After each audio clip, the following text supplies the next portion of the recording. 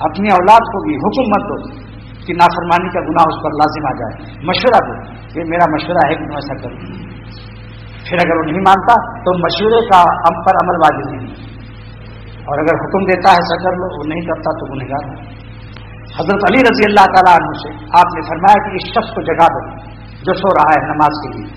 تو حضرت علی رضی اللہ تعالیٰ عنہ نے سوال کیا کہ آپ تو نیکیوں کے حریص ہیں، یہ نیکی آپ نے کیوں نہیں کی یا رسول اللہ صلی اللہ علیہ وسلم؟ آپ نے ارشاد فرمایا کہ میں رسول ہوں، اگر اس نے انکار کر دیا اٹھنے سے تو رسول کی نافرمانی لازم آئے گی، یہ اس کے لیے عذاب اور وبال کا سبب بنے گا.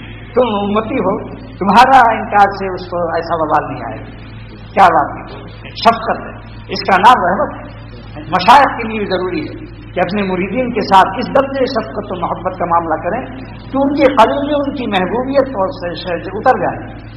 کوئی بات جھنجھلاہٹ میں ایسا نہ ہو کہ نکل جائے اور پھر شیخ کے ساتھ بیعت ہو جائے. اکابر کے لیے ذمہ، اسی لیے من لم یرحم صغیرنا کو مقدم کیا سرور عالم صلی اللہ علیہ وسلم نے کہ چھوٹوں پر رحمت کو مقدم کیا. اس کے بعد دوسرا حکم آیا کہ جو اپنے بڑوں کا ادب نہ کرے. بڑوں کے ادب کو حضور صلی اللہ علیہ وسلم نے بعد میں بیان کر دیا. پہلے کیا فرمایا؟ من لم یرحم صغیرنا، جو چھوٹوں پر رحمت نہ کرے، معاملہ شفقت کا نہ کرے.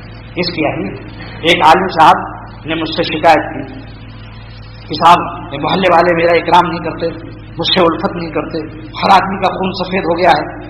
میں نے کہا کہ آپ کا خون کیسا ہے؟ اپنا خون ٹیسٹ کرایا؟ کہنے لگے اپنا خون کیسے ٹیسٹ کراؤں؟ میں نے کہا ٹیسٹر حدیث ہے، حضور فرماتے ہیں لا خیر فی من لا یعلم ولا یلف، اس میں بھلائی نہیں جو لوگوں سے الفت نہ کرتا ہوں اور نہ الفت کیا جاتا ہوں. تو پہلے الفت کیا جانا بعد میں ہے، ثانوی درجہ ہے. آپ کتنا محبت کرتے ہیں محلے والوں سے؟